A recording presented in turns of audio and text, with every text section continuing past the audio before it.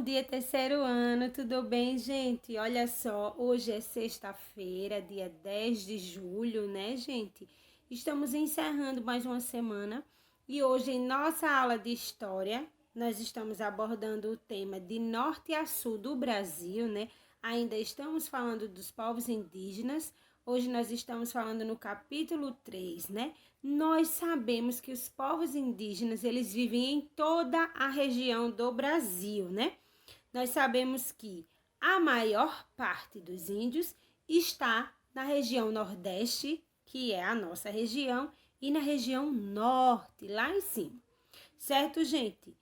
Então, ao longo do tempo, diversas coisas que aconteceram fizeram com que essa população migrassem de suas terras, onde elas sempre viveram, para outros lugares.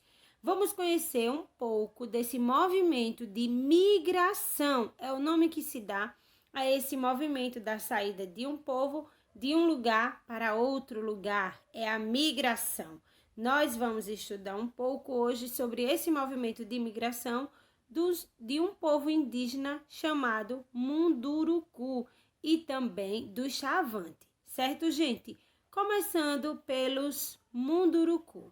Grande parte desse povo indígena chamado Munduruku vive lá no estado do Pará e no estado do Amazonas, certo, gente? No passado, essa população foi obrigada a deixar suas terras, onde eles sempre viveram, para aldeamentos organizados por grupos religiosos. Então, nesses locais, eles precisaram deixar parte dos seus costumes, das suas tradições, das coisas que eles sempre fizeram e trabalhavam extraindo recursos da natureza, né? Extraindo coisas da natureza para a riqueza.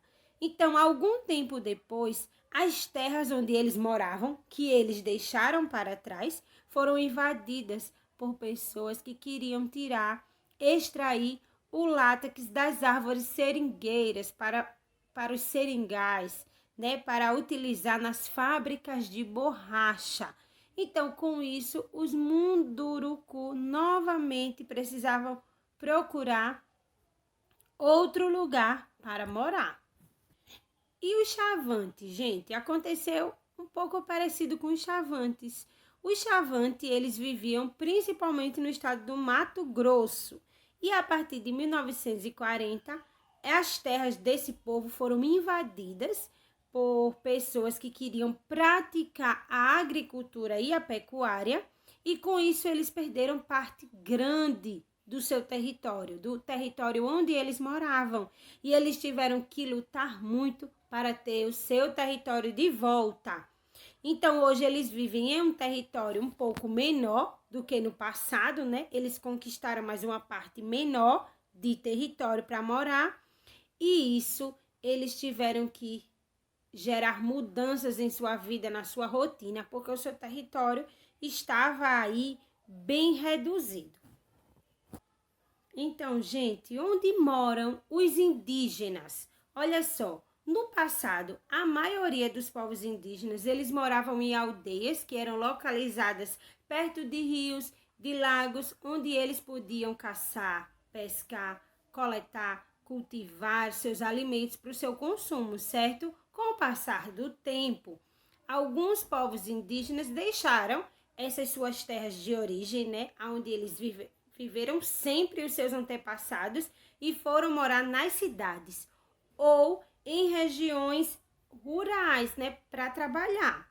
Os Pancararu, por exemplo, são um desses povos. Eles viviam na terra indígena Pancararu e na terra indígena Entre Serras, no estado de Pernambuco. Parte dessa população, gente, se mudou para São Paulo devido à invasão das suas terras e também devido às secas. Em São Paulo, eles passaram a trabalhar em diversos setores, de diversas formas. Com o tempo, eles voltaram para sua aldeia, depois que eles conseguiram juntar um dinheiro trabalhando em São Paulo. E outros, gente, somente voltaram para suas terras de origem para visitar os seus parentes, né? Firmaram residência e vida em São Paulo e deixaram a sua origem das terras indígenas, né? Só voltaram lá para visitar os seus parentes, certo, gente? Olha só, os Pancararu que vivem na cidade de São Paulo, eles costumam morar próximos uns dos outros, né? Eles construíram moradia uns perto dos outros. Eles procuram manter os seus hábitos indígenas, os seus costumes, as suas tradições, porque isso, gente, foi passado de geração em geração, lá atrás pelos seus antepassados. Então, uma dessas tradições que eles costumam manter, mesmo morando nas cidades, é o uso do praiá. E o que é esse praiá, gente? Ele é formado por uma máscara, um saiote feito de palhas, um penacho, uma coroa e uma cinta colorida presa nas suas costas. Olha só, quem usa o praiá tem todo o rosto e o corpo coberto e segura um chocalho, que é chamado de maracá. Antigamente, esse traje, essa tradição de se vestir assim, só eram usados nas aldeias de Pernambuco quando aconteciam festas, né? Festas religiosas, geralmente, para celebrar algum acontecimento milagroso, para celebrar um milagre. Agora eu vou ler o texto que fala um pouco sobre os Pancararu que moram em São Paulo e em Pernambuco, certo, gente? Esse texto está no livro, né? E ele vai auxiliar a gente a responder uma questão. Olha só o que diz. Um sistema de trocas é estabelecido entre a cidade e a aldeia.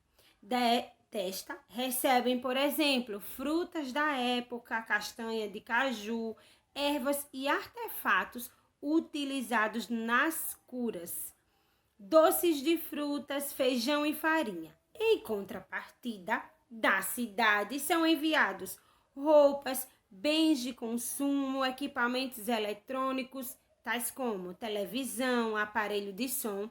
Essas trocas são mais recorrentes entre membros da família e entre amigos muito próximos. Olha só, gente, os pancararus nas aldeias em Pernambuco enviam para os amigos e familiares que moram em São Paulo. E o que eles recebem? Né? Como é que acontece essa troca? Então, gente, esse é um trechinho para auxiliar você a responder essas últimas questões, a questão A e B da segunda questão. Ok, gente?